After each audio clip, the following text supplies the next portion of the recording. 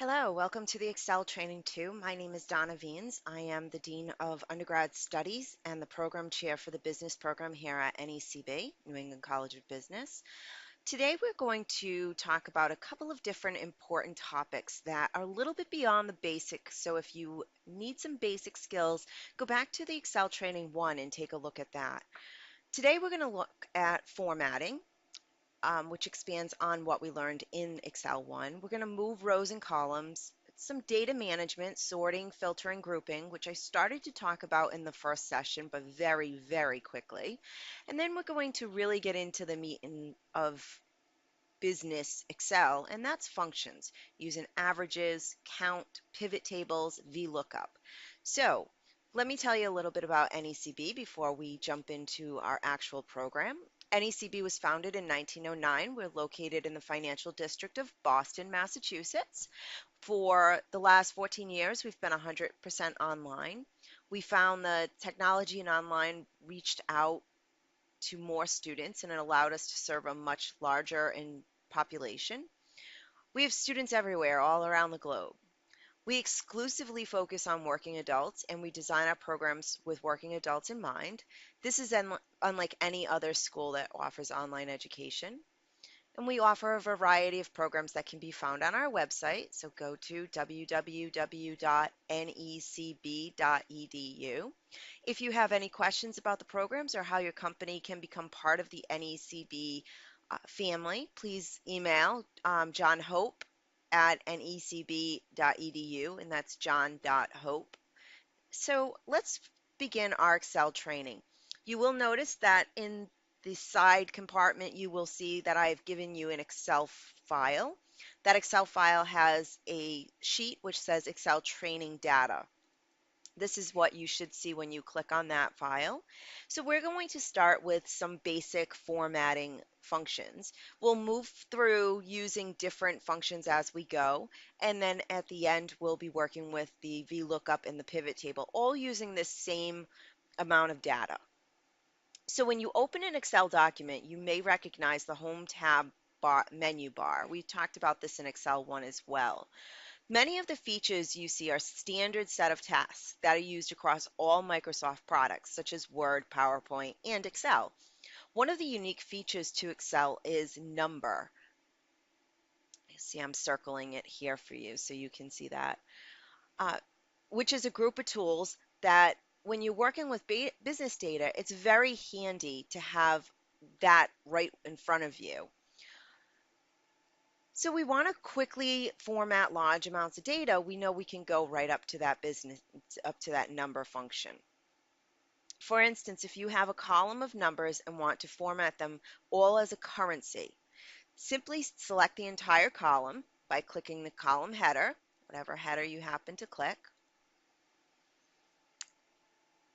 Then in the drop-down box in the number group, you'll select the currency option. So let's take a look at doing that here with our PO amount. If I click here, I can come up to my box and I can say, I want this to be currency. You'll notice that what happens is the dollar symbol is added to our currency.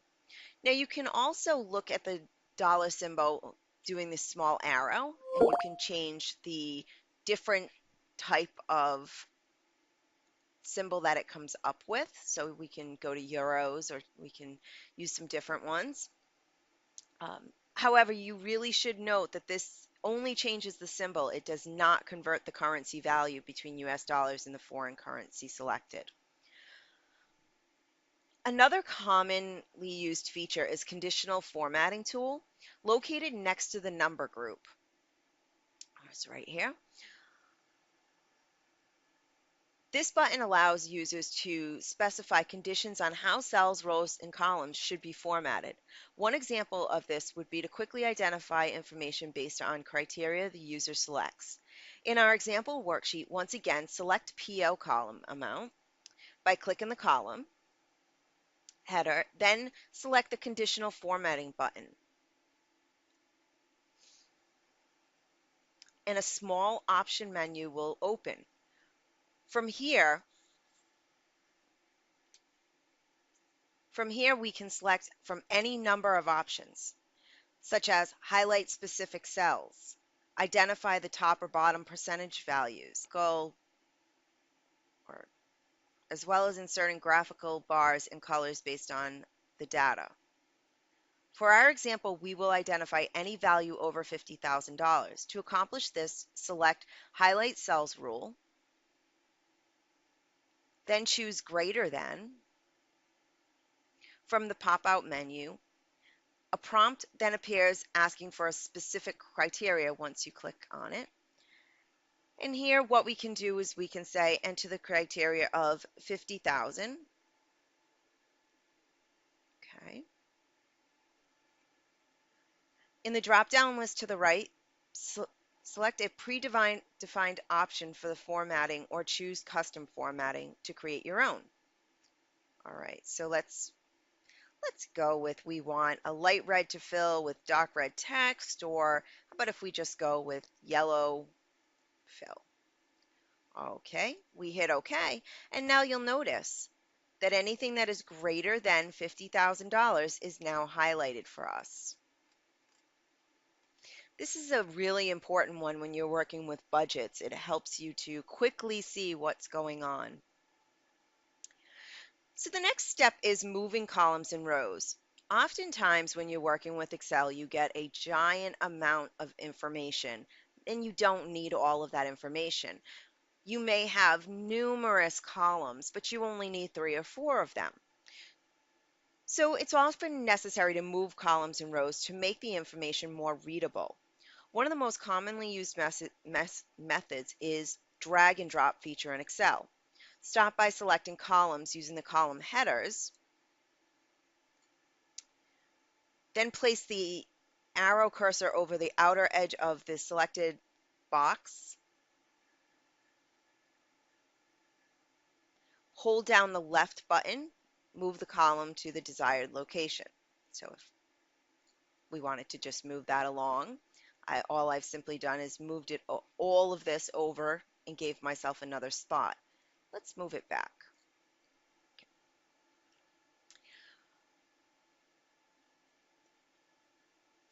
Note if you drag or drop a column or row, if there's an existing data in that column or row destination, it will be replaced. It will give you a warning telling you this, so do this with caution. If all the existing data needs to be retained, another option is available. Again, select the entire column that needs to be moved. Use the right button on the mouse to bring up a shortcut menu.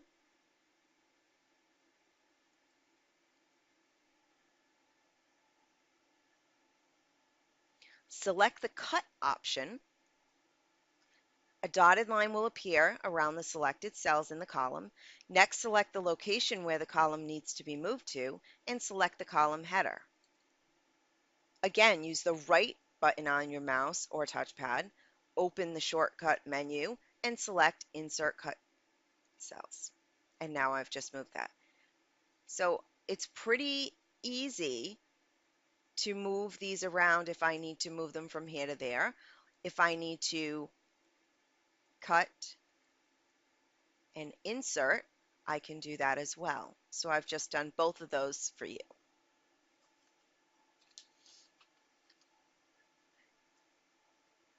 So the process works exactly the same for rows.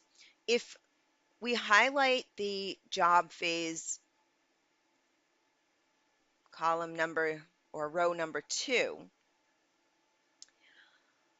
we can then move this row if we needed to. We could move it someplace else, or we could insert it from one place to another.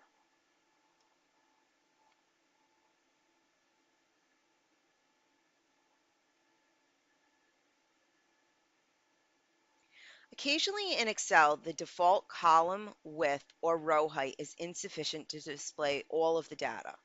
We talked about this in the first Excel session. You simply can click on it I come up to the top on my row bar, I make sure that it's there, I just double click with my mouse and it will open it up so that I have enough room so I can read the text. So now we're working with a large amount of information. If you scroll down, you will see that this has many, many, many rows. And we can go down to the bottom here and see.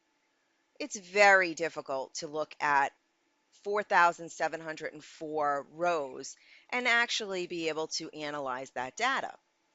So sometimes we can use a simple process called sorting. When working with large amounts of data in Excel, it may be necessary to reorder the rows based on different values. This is easily done in Excel. Using the test data file, select the Data tab.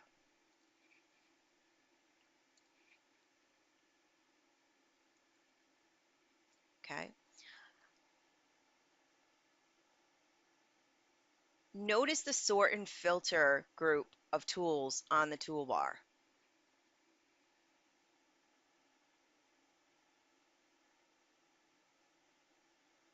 A quick method to sort is to click A to Z or Z to A. Notice the changes that are happening here. Z to A is, even though it's not alphabetical, it's giving me the highest number value. If I go to A to Z, it is giving me the lowest. So once we've done this, we can see that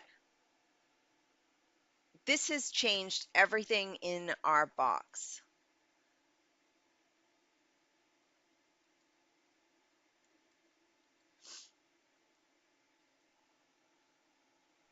So we are going through all of the information and we're sorting it based on one particular item, and that is the record ID number.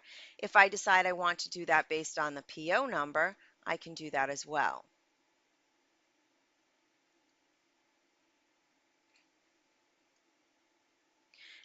Now, let's take a moment to look at what happens if it's not just one item or it's not an easy sort that we're looking for. We want to do something a little bit more detailed.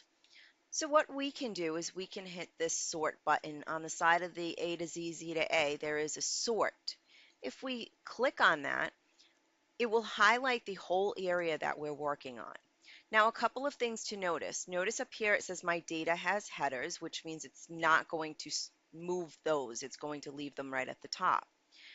And now I can make the decision on how I want to sort this information. So for our first level of sorting, we can say, why don't we do the transaction date? We can start with the transaction date and go oldest to newest. If we want another value that we want to do, so we want to do transaction date because we're looking at that, and then we want to add a level, we can add a level and we can say, I also want to do it by the amount. So we can do PO amount, and I want smallest to largest. So first, it's going to look for the transaction date, and then it's going to put these in order based on the amount that happened on that transaction date. So if we hit OK here, notice what happens to our data. Just take a look in the background. We now have each one of these is listed by date.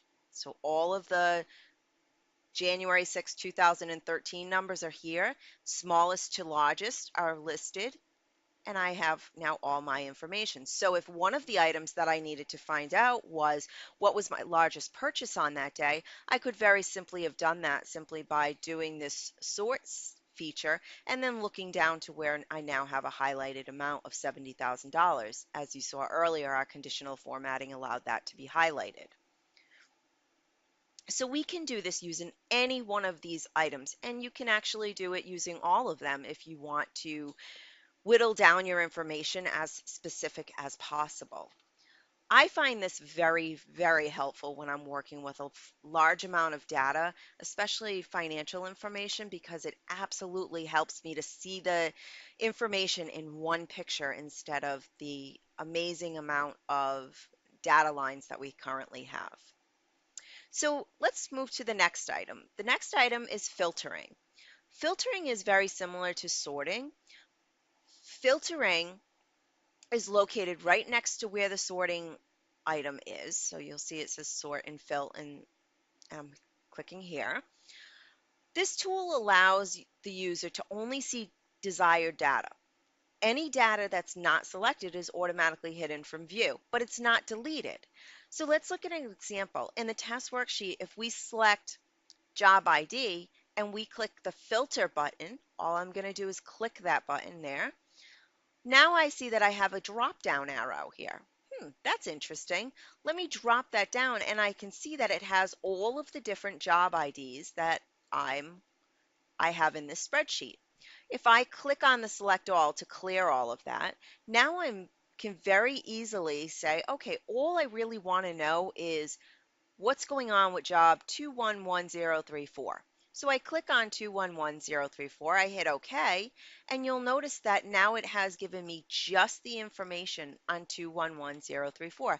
Well, it's still a lot of line items. It's certainly not the 4,000 plus line items that we have in the initial sheet.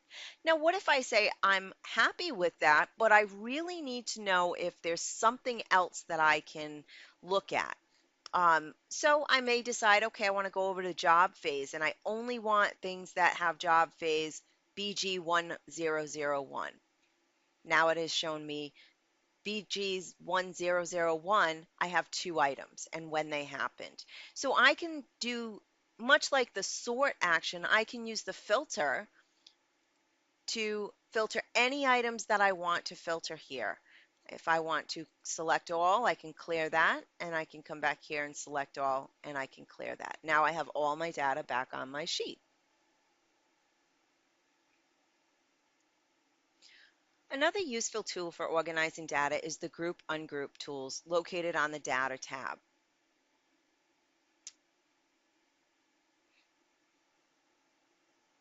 This allows the user to group related information and quickly hide or expand it for reviewing purposes. This is especially helpful on large worksheets like this with a lot of data. In our example, we're going to group the data by transaction date. For example, select the first row by clicking the row number. Notice that it highlights that. Now, you can hold the Shift key on your keyboard and you can drag your mouse down.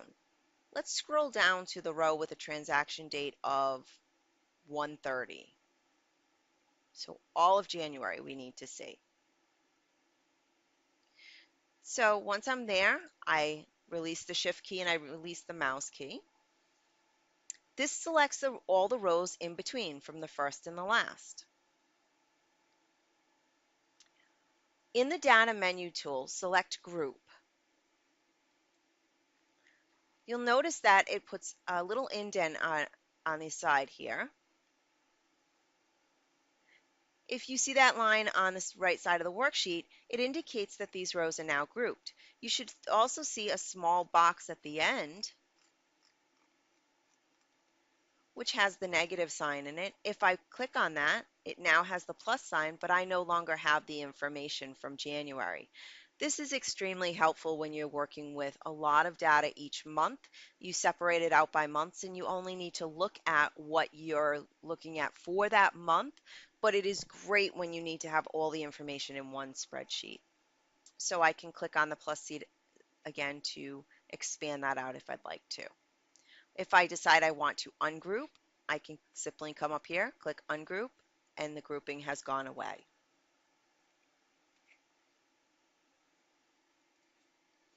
One thing that it is important to mention is while I took you over to this data tab so that you could use these different functions that we used, our sort, our filter, our grouping, if you stay on your home menu with 2013 and 2016 in Excel, that information is right over here or can be right over here. Just so you may use this tab to quickly do the information that you're trying to get the information you're trying to get. Let's talk now a little bit about functions. Functions in Excel are really the reason that Excel is the greatest business tool there is. When you click on your function tab up over here, notice it's a little FX, I can ask the function to tell me anything that there is. If I want it to do present value, if I click enter here, it will show me what type of value functions there are within Excel that I can use. I could do the net present value, I could do future value, I can do, uh, an RRI value. So there's a lot of different things I can do. I can also type in functions. So if I begin, as you saw in the last session, if you used it, if I'm going to use sum, if I start to type it, remember, let me just stop for 1 second. Remember, equals in Excel is like turning on your calculator. So you have to always start with equals to tell Excel you want it to do some type of addition, subtraction, multiply, divide, some average, count, function, whatever it is that you want it to do, it has to start with equals. It's like turning Excel on and telling it you want it to do something. So anything that I type here is going to give me a list of items that I could use. So let's take a few minutes to talk about one that I find is very important, and that is average. Excel has this average function, and it's easy to accept. It's very easy accessible to you. Excel has this function average, and it is accessed in the same manner as the sum function was. In any available cell, you can type equals, turn Excel on, average, and you begin your open parentheses. Now you're simply going to tell it what you want it to do. So in this case, if I say, well, I want to average the cells G2 to G10. All I need to do is do G2, G10, close parentheses. Now it's going to give me an average. I could do the same thing if I came up here and I said, okay, I want an average. And what I want to do is I want to average G2 to G10.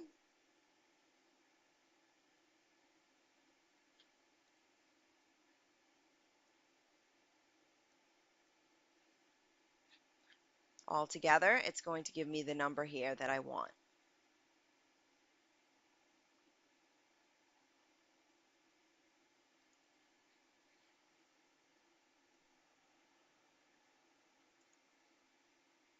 Count is very similar to average. If I wanted to use the count function, I can simply tally up the number of items.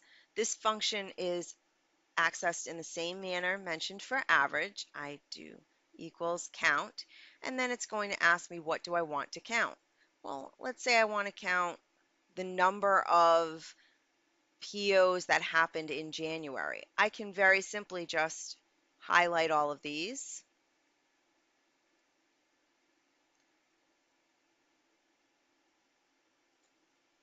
click enter, and now it's going to tell me that there's 197 items. So there's 197 items. There's another way that you can do that if you're just looking to count something. Again, let's go back to highlight. We highlight all of these items. I come right down to the last one. And if I look over here, it's going to tell me the average, the count, and the sum of them. So anything I need to know is right here. If I don't actually need the information in the Excel spreadsheet, but I need to know how many's there, I can certainly get that information by looking right down at this bottom bar. Let's scroll back up to the top here.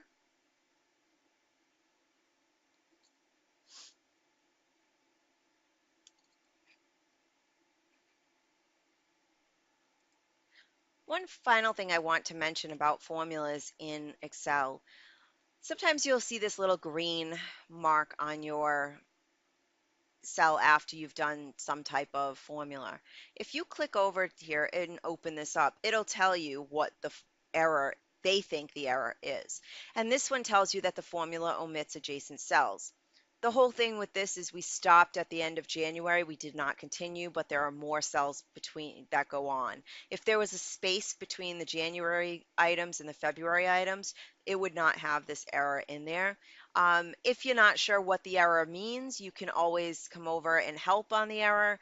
Excel has one of the most robust help sections. It's absolutely wonderful if you're starting to learn how to do something and you need to have a little bit of additional help on an area.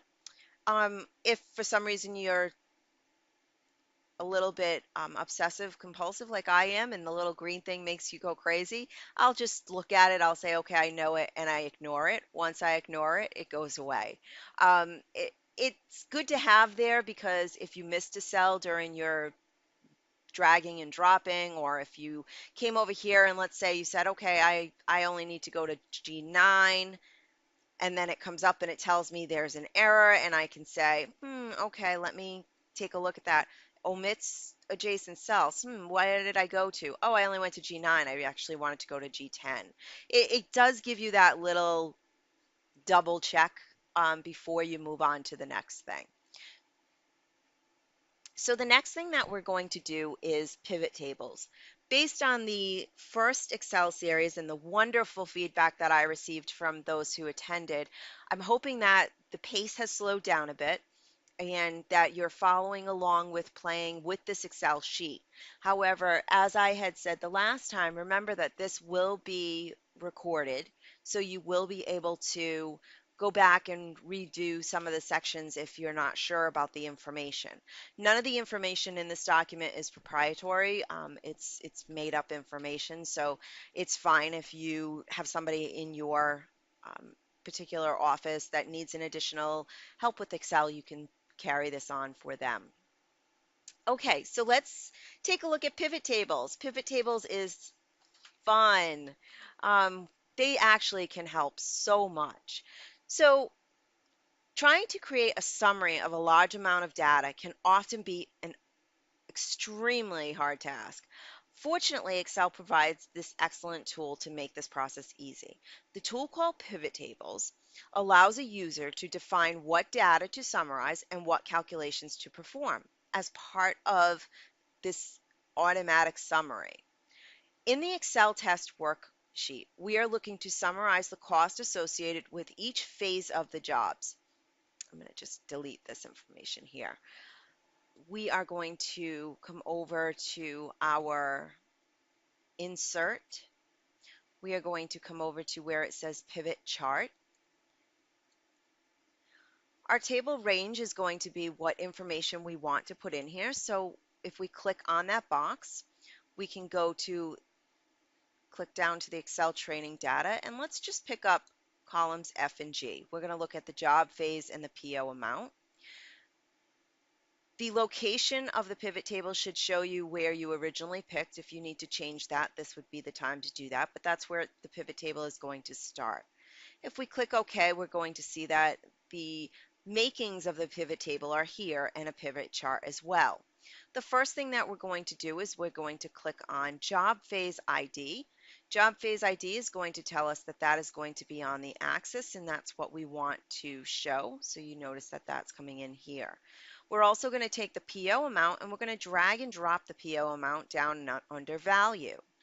Now, if you click on the down arrow, you'll see that there is a place that says either value properties or value field settings, depending upon what addition you are working with.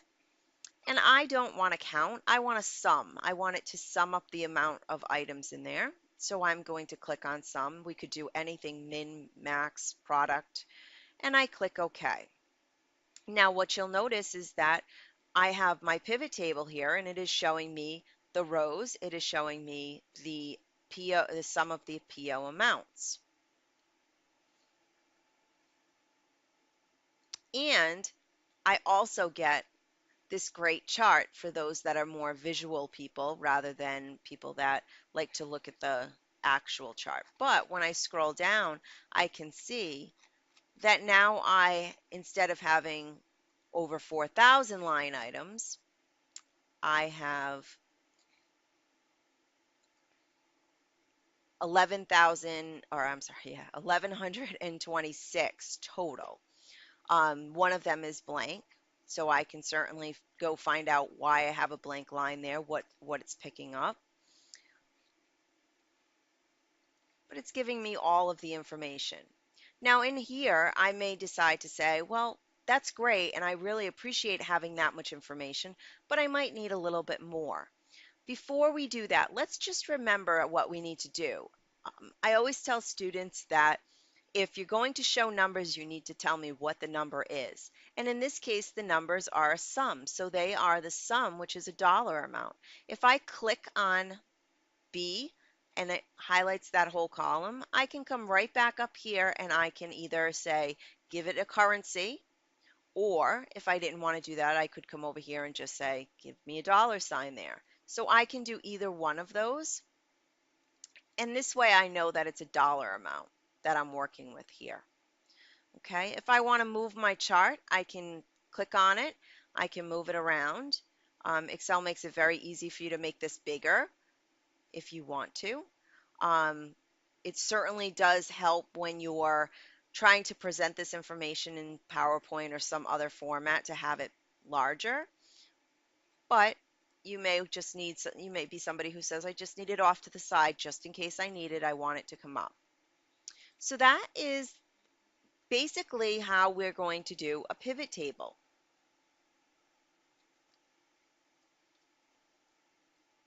One last thing to note may be that sometimes you don't want the titles that it comes up with, where it says here just row labels. You may decide that I want that to say something else. You can absolutely change the name of this and make this label something that equates to what you're working with. So if I want to go in here, I can double click in the box, or I can come right up here and I can say, well, I really would like this to be, instead of calling it row labels, I would like to call it job phase. I just click there and I can type, and I can leave that sum of PO if I choose to. So that completes out our working briefly with the pivot tables. The last thing that I many rows to find a specific entry easier. This is called VLOOKUP, and it stands for vertical lookup. This tool will search a column looking for specific criteria and return a data value from the associate column. For instance, the pivot table created earlier contains over 1,100 rows of job phase IDs and costs associated with it.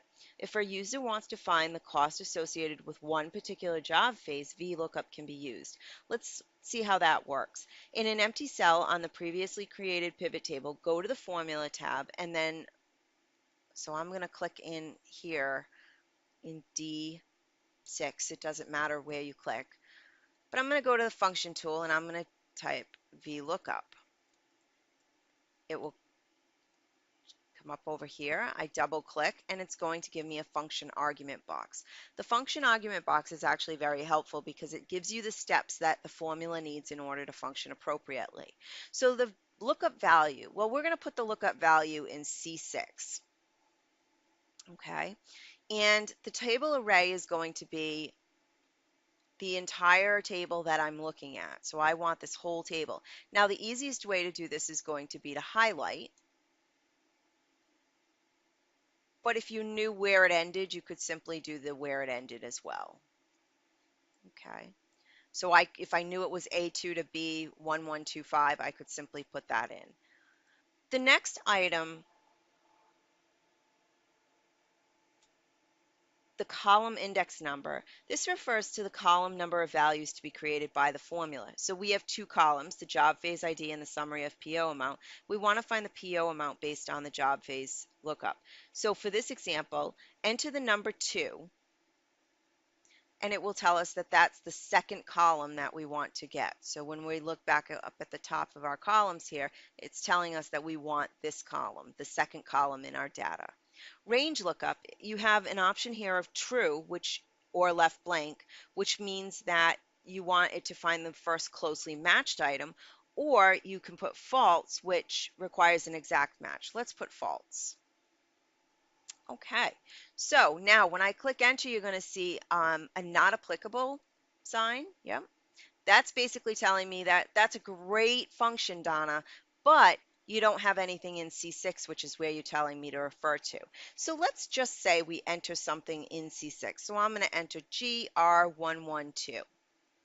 Now it's telling me that if I go to GR112, I should see this amount as my PO amount.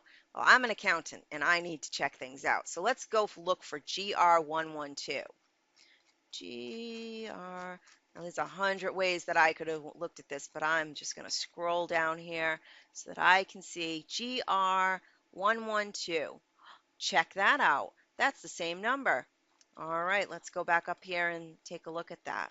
Scrolling back up to the top, I see that once I put some dollar signs here, that's the same exact amount. One other thing I could have done just to make your life easier is if I wanted to check that out, I could have gone here and I could have deselected everything and just found GR112. I could even search for it if I wanted to. And it will show me GR112.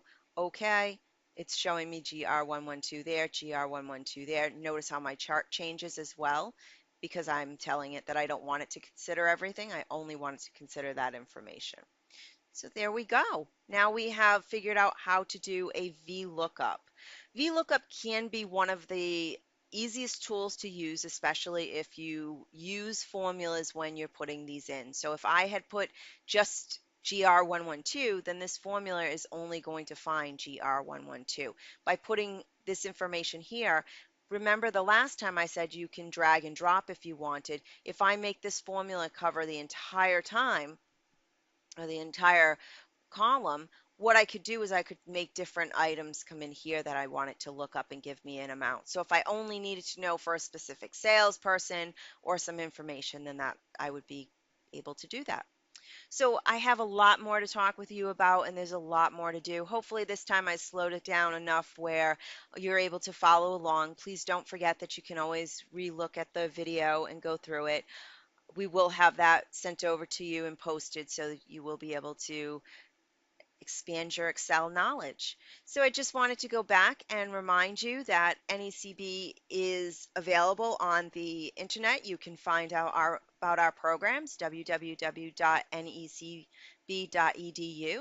You can also, if you have any interest in becoming one of our preferred companies that we work with, you can send a message to John-Hope or John.Hope at necb.edu, and he would be great to give you all the information that you need. Once again, I'm Donna Viens. I'm the Dean of Undergrad Studies here at NECB, and I look forward to our next session on November 29th, which we will go beyond the basics. Have a wonderful day, and thank you so much for spending your lunch with me.